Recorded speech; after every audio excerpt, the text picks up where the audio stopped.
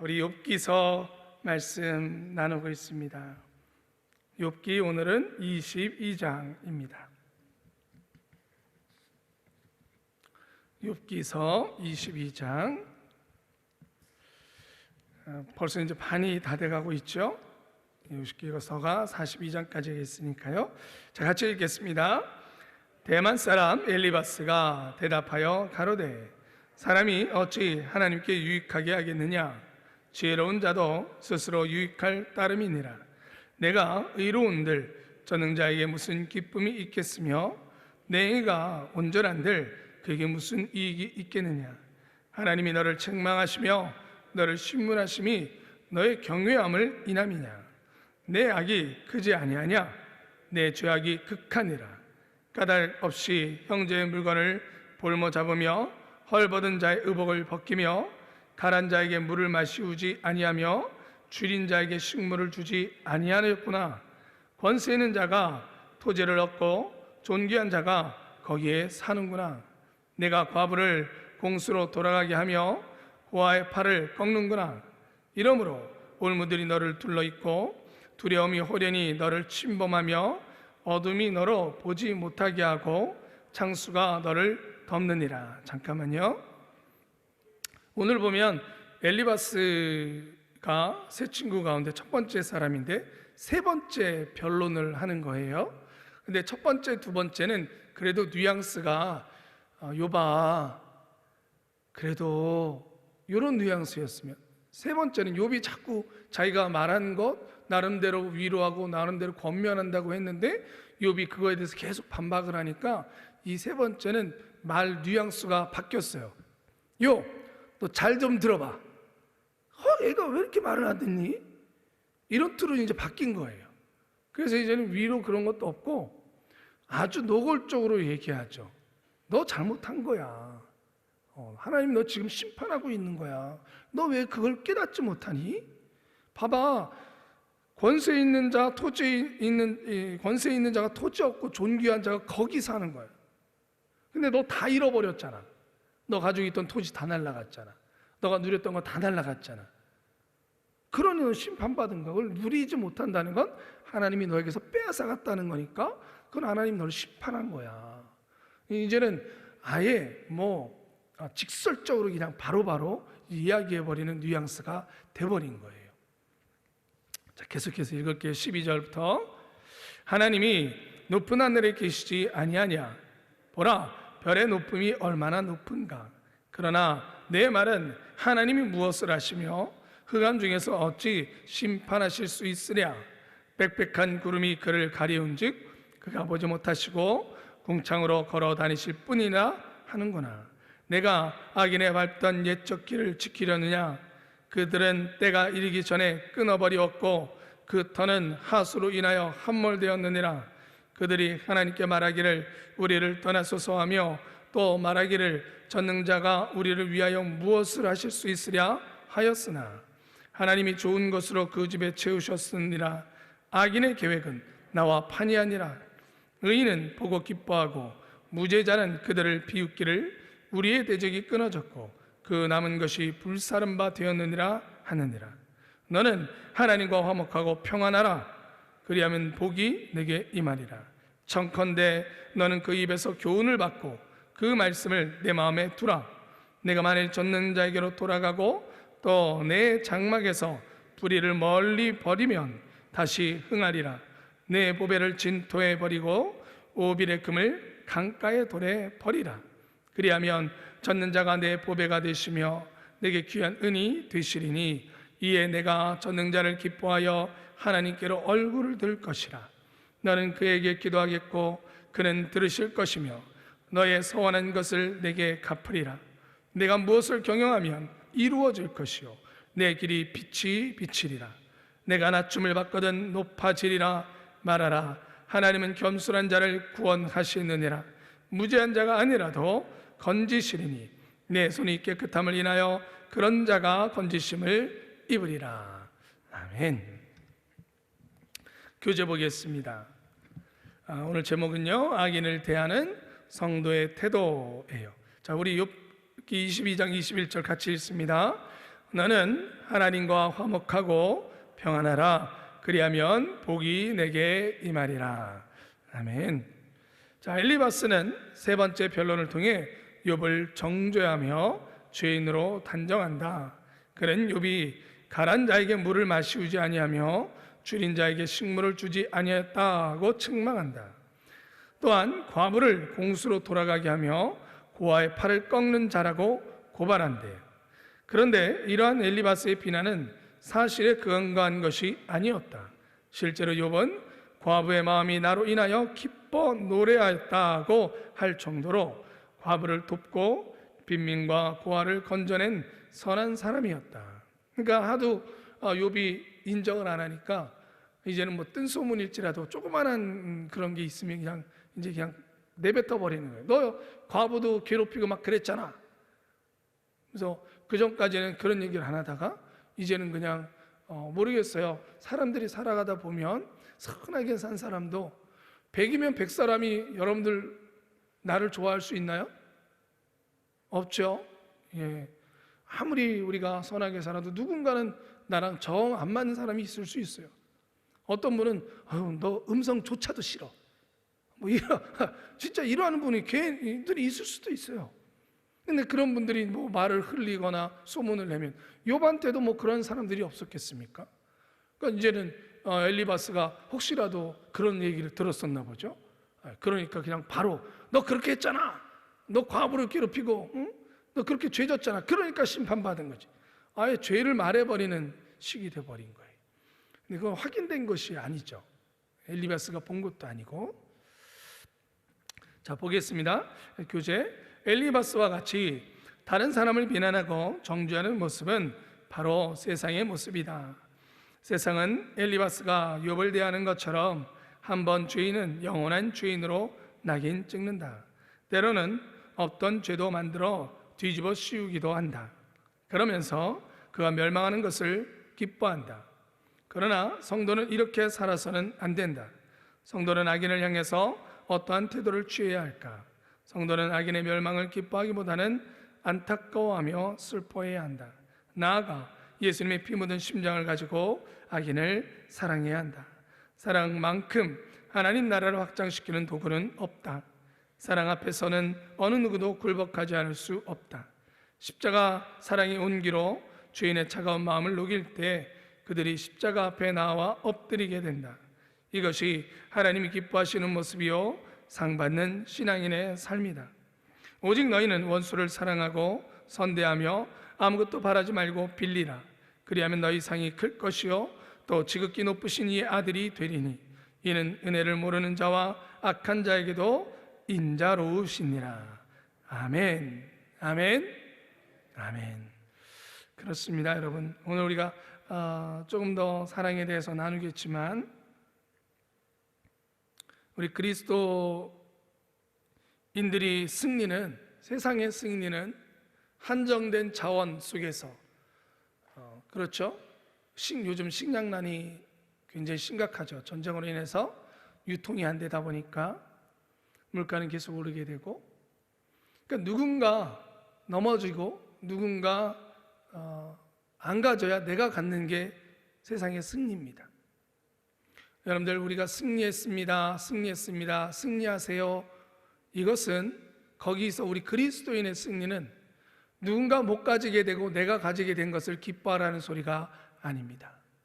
그리스도인의 승리는 따라해 보십시오. 평화. 평화. 화평케 하는 자는 복이 있나니 저가 하나님의 아들이라 일컬음을 받을 것이요. 우리가 하나님을 아바 아버지라 부른다 그랬습니다. 그럼 우리가 만들어 나가야 될 세상은 화평입니다. 평화지요. 누군가 못 갖고 슬퍼하고 우는 것을 보고 나는 누리게 되어졌다고, 그래 내가 승리했어. 다른 나와 함께 경쟁하는 기업이 안 되어지고 우리 기업은 잘 되어지니까 그래 나는 승리했어. 아니, 그것은 그리스도인의 승리가 아니고 하나님이 만들어 주시고 싶은 승리가 아닙니다. 우리는 복의 근원입니다. 복이 되는 복된 교회. 우리가 있으므로, 우리의 기업이, 우리가 있으므로 나와 옆에서 같이 사업하시는 분들이 잘 되어지는 거예요. 할렐루야. 그게 하나님의 승리예요. 그래서 우리가 서로 승리합시다라고 얘기한다는 것은 오늘도 나아가서 만나는 사업장에서 화평을 만드십시오. 오늘도 나아가서 당신으로 인해서 주님을 모르던 사람들이 예수님의 기쁨이 뭔지를 알게 되어지고, 예수님의 평화가 뭔지를 알게 되어지고, 예수님의 복됨이 뭔지를 알게 되어지기를 바랍니다. 당신은 평화를 만드는 사람입니다. 그렇게 승리하십시오 라고 말하는 거예요. 자, 우리 서로 인사해 봅시다. 승리하세요. 승리하세요. 할렐루야, 할렐루야. 여러분, 욥기서 오늘 말씀을 조금 더 우리가 볼까요? 여러분, 욥기서 지금 이제 한 중간을 이제 지났어요. 욥기서부터 시작해서 욥기, 시편, 잠언, 전도서, 아가서 이렇게 뭉쳐 있죠. 네, 이거를 시가서, 지혜서라고 표현을 해요. 근데 여러분, 이 욥기가 시작되기 앞권에는 다 앞에 구약 성경에는 대부분 역사, 또 그렇죠? 하나님이 창세기부터 시작해서 이스라엘 백성들을 아브라함을 통해서 택하시고 그들을 어떻게 구원의 계획의 민족으로 삼으시는지가 긴 역사, 그리고 나라가 만들어지는 그런 역사 속에서 이끌어 가시는 하나님의 손길과 그 속에서 택하신 하나님의 사람들을 통하여 그 역사를 어떻게 만들어 가시는지를 쭉 그리고 있어요. 그런 다음에 우리가 이제 욥기서부터 5권이 나와요. 그런데 여러분 보세요. 하나님의 큰 계획이 있지만 그 계획 속에서 그 안에 한 명 한 명의 삶이 있죠. 네, 그 속에서 우리는 살아가는 거예요. 지금도 하나님이 역사를 이끌어 가시는 속에서 우리는 그 한 명 중에 그 한 명으로 살아가요. 그 성도들이 무엇을 느꼈을까? 어떤 마음들을 들었을까? 우리는 하나님의 큰 계획 속에 그 속에 있는 나를 발견하는 것도 굉장히 큰 은혜지만 이 욥기서부터 아가서까지 그 중심은 개인입니다. 역사의 흐름이 아니라 그 속에 살아가는 한 명 한 명이에요. 그 한 명 한 명이 느끼는 희로애락이 기록되어 있는 게 이 5권인 것 같아요. 그래서 우리가 이 5권의 욥기서부터 읽다 보면 시편도 그렇고요. 나도 이런 마음 들었었는데 어떻게 이 시편 기자는 나랑 똑같지? 나도 마저 저런 생각 가지고 나도 저것 때문에 고민하고 어려워했었었는데 그래 이렇게 기도하는 거구나. 그래 그 어려움을 겪은 뒤에 이런 말을 할 수 있게 되는 거구나. 그래서 욥기서부터 아가서까지를 읽다 보면 너무나 내 마음과 맞는 그런 큰 역사 속에서 한 사람 한 사람이 느꼈던 마음들, 때로는 기쁨, 때로는 감사, 때로는 슬픔, 울고 속상해하고, 때로는 하나님 앞에 막 성토도 하고 하나님 왜 그러세요? 막 얘기도 하고, 그런 마음들이 너무나 우리와 똑같죠. 그러한 것을 기록해놨어요. 그렇습니다, 여러분. 하나님은 이 넓은 우주 속에서 그저 우주를 크게 운영하시는 그 통치하시는 것만이 아니라 우리 한 사람 한 사람을 보시고 정말 먼지보다도 존재조차 우주 속에서 바라본다면 아무것도 아닌 우리의 마음 하나하나를 보신다는 거예요. 그 하나하나에 관심이 있으신 거예요. 내가 우는 것, 내가 재밌다고 막 웃는 것, 내가 즐겁다고 하는 것, 때로는 내가 괴로워하는 것, 아프다고 하는 것, 그 하나하나의 하나님은 다 눈을 돌리고 계세요. 그래서 여러분들 욥기서에서부터 아가서를 이제 묵상하며 쭉 나가실 때마다 여러분들의 마음을 보시는 하나님을 만나시기를 주님의 이름으로 축원합니다. 다시 한번 그래서 여러분 욥기서나 뒤에 후반부를 보시면서도 더욱더 하나님이 내 마음을 아시지, 나도 이런 마음 든 적이 있었는데 하나님이 지금 내 마음 알고 계시지, 이러한 것이 더 가깝게 느껴지기를 주님의 이름으로 축원하고 소망합니다. 여러분 욥기서, 오늘 우리가 읽은 욥기서를 읽다 보면 욥기서의 친구들이 말하는 것처럼 선과 악을 완전히 하나님께서 딱 구분하고 그 틀 안에서, 그러니까 욥기서의 친구들이 하는 말이 틀려요?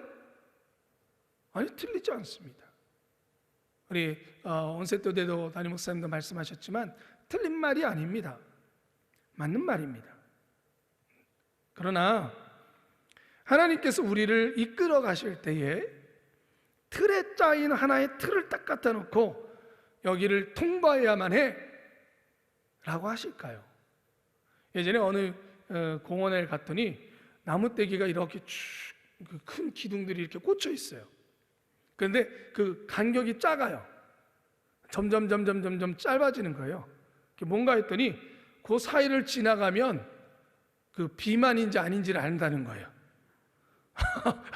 그 간격 사이에. 그래서 저도 해봤죠. 그랬더니 가다가 배에 딱 걸리던데요. 텅. 그래서 여기는 아니구나 내가. 여러분, 그렇게 하나님께서 우리의 인생들을 틀을 딱 짜놓고 여기에 맞는 인생만 통과, 그렇게 하나님께서 우리를 이끌어 가실까요? 우리 한 사람 한 사람을 그렇게 대하실까요? 하나님께서 이 땅의 모든 생명체들을 다 다르게 만드셨어요. 그죠? 한 사람도 똑같지 않게 하셨어요. 너무나 신기해요. 그러하다는 것은 우리 그것을 묵상해 보면 하나님이 우리를 대하실 때 분명 선과 악의 기준은 하나님 안에 있으나, 그러나 그것을 통해서 우리를 바라보시는 눈은 다르다라는 거예요. 하나님께서는 선과 정의, 선과 악을 통해서 정의로움과 또 한 가지를 가지고 이 세상을 통치하시는데 그것이 바로 사랑이죠. 하나님의 정의로우심, 하나님의 공의로우심, 그리고 또 한 가지의 기둥은 하나님의 사랑하심이에요. 이 두 가지는 온전히 조화를 이루어야 돼요. 내가 사랑한다 그래서 공의로움을 빼놓고 하면 그것은 사심이 들어가는 거예요. 그건 사람들이 왜 저 사람만 이러한 마음이 들어서 때로는 낙심감을 줄 수도 있어요. 그러나 반대로 사랑이 없이 정의로움만, 공의로움만 이야기하면 세상은 살아갈 수 없어요. 다 구분되는 거예요. 딱. 그런 세상이 좋은 세상일까요? 그래서 하나님은 이 땅을 통치하실 때 정의로움과 사랑이라는 이 두 가지를 온전히 조화를 가지고 통치하세요. 그 온전함을 가지신 분은 하나님밖에 없습니다. 우리는 어느 한쪽으로 자꾸 치우치려고 그래요. 때로는 나랑 친한 친구니까 괜찮아, 들어와. 에이, 그 정도는 이거 우리 공공 물품인데 너 나랑 친하잖아, 괜찮아, 너는 써. 사랑에 너무 치우치면 5시면 배식하는 거, 무료 배식 5시면 끝입니다. 5시 좀 넘어서 불편하신 분이 왔는데 끝이에요. 5시까지 하기로 했어요. 딱. 이게 공의로운 거예요. 여러분, 우리 사는 세상을 그렇게 나누신다면, 하나님께서 나누신다면, 아나니아 삽비라가 잘못된 예물로 하나님 앞에 예배드리러다 그 자리에서 죽었어요. 하나님 심판하셨어요. 거짓을 이야기하고. 만약 그 잣대를 우리에게 고스란히 적용하신다면 여러분과 저희가 여기 있을 수 있을까요? 여러분, 하나님은 이 땅을 공의로움과 함께 사랑으로 온전히 조화를 가지고 통치하시는 줄 믿습니다. 그래서 엄밀히 보자면 우리는 그 모든 것들을 온전히 이해할 수는 없어요.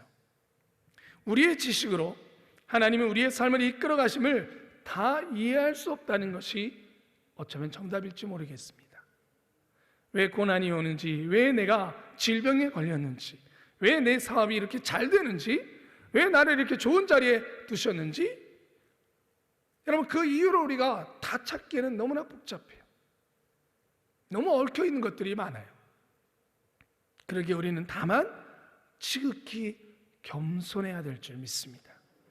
내게 주어진 모든 환경과 삶에서 하나님과 멀어지지 않도록, 가난해서 하나님과 멀어지지 않도록, 너무나 또 부유해서 하나님과 멀어지지 않도록. 오늘 본문의 엘리바스는 세 번째로 욥과 변론하는데요, 엘리바스는 다시 한번 욥이 자신을 경건하다고 하는 것에 대해서 어떻게 하나님께서 너에게 이런 고난의 심판을 하시겠느냐라고 주장하며, 하나님이 너를 심판하심은 너의 죄악 때문이다 라고 지금 주장하고 있는 거죠.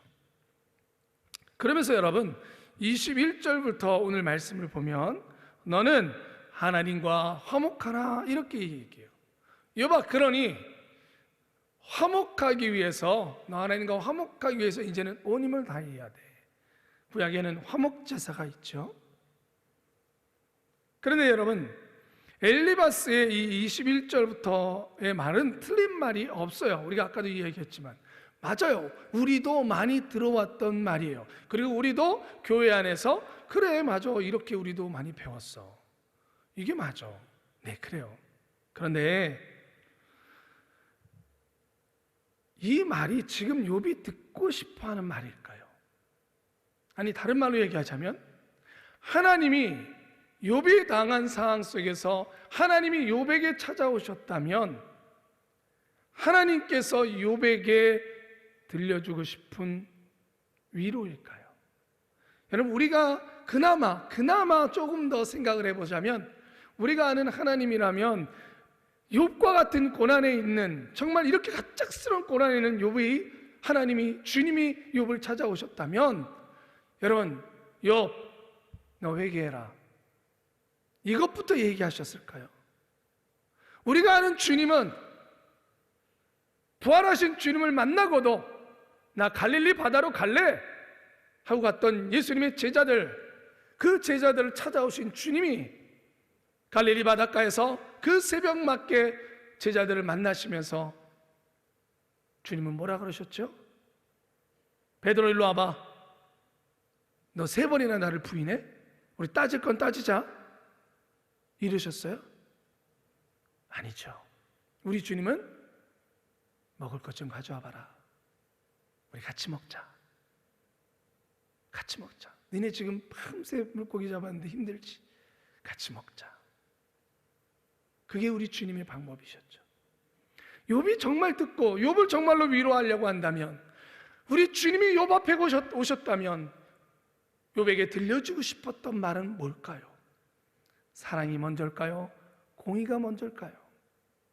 여러분, 아무리 맞는 말이라도 해야 될 때가 있는 것이죠. 제가 어렸을 때, 중학교 3학년 때 짝사랑하던 애가 생겼습니다. 임원반 아이였어요.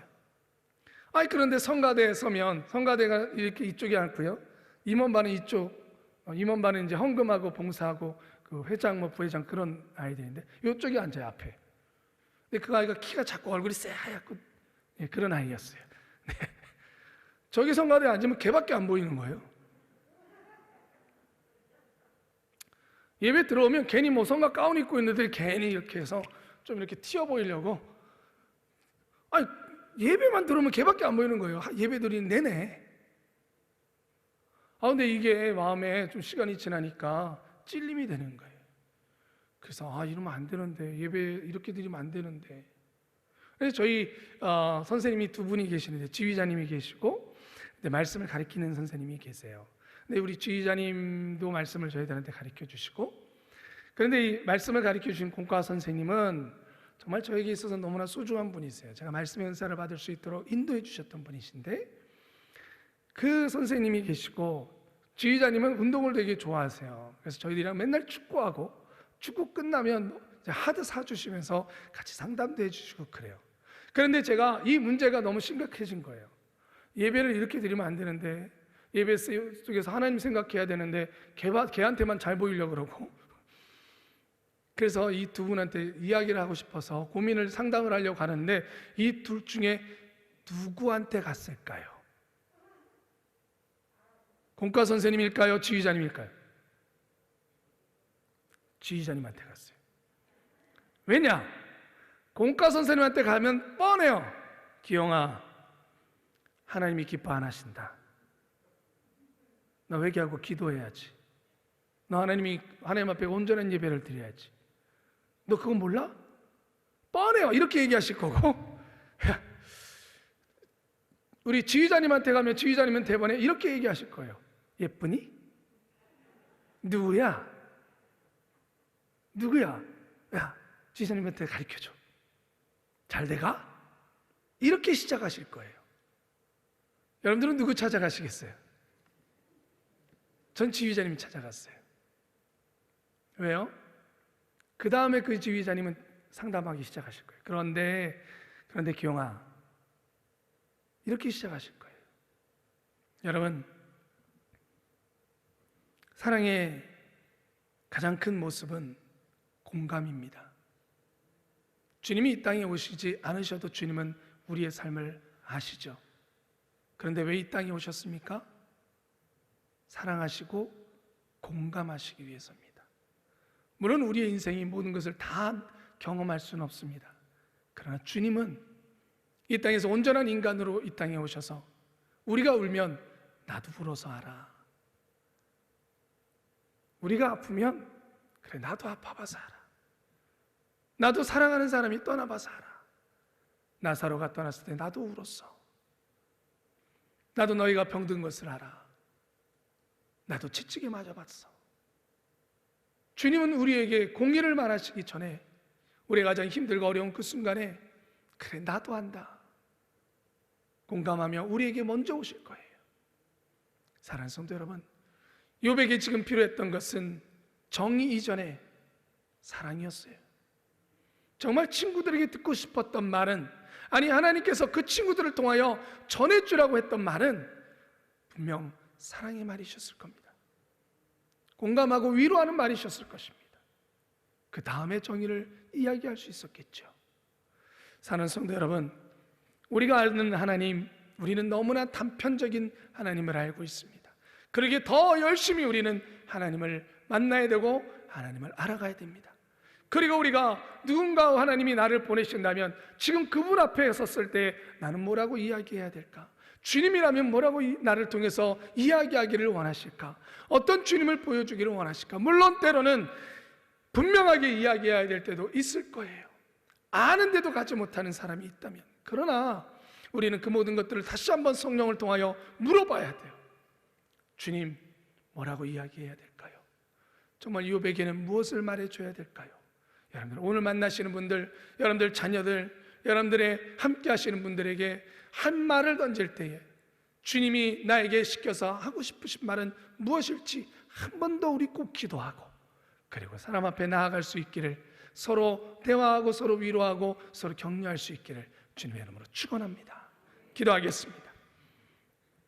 은혜로우신 아버지 하나님, 오늘도 성령의 은혜를 통하여 아버지의 말씀을 나누게 하심을 감사합니다. 엘리바스의 말이 맞습니다. 우리도 알고 있습니다. 그러나 욥에게 가서서 우리 주님이라면 뭐라고 말씀하셨을지, 분명히 우리 주님이라면 먼저 위로하셨을 것이고 나도 안다라고 얘기하셨을 것입니다. 주여, 우리들의 입술을 붙잡아 주시옵소서. 우리들의 마음을 붙잡아 주시옵소서. 오늘 하루도 여러 사람들을 만나게 되어질 텐데 우리의 입술에 주님의 입술이 되게 하여 주시고 우리의 마음이 주님의 마음이 되게 하여 주시옵소서. 성령님 도와주셔서 우리가 주님의 마음을 가지고 만나고 주님의 마음을 통하여 이야기함을 통하여서 하나님의 그 마음을 기쁘게 하고 그 영혼을 회복시키는 저희들이 되도록 인도하여 주시옵소서. 예수 그리스도의 이름으로 기도드리옵나이다. 아멘.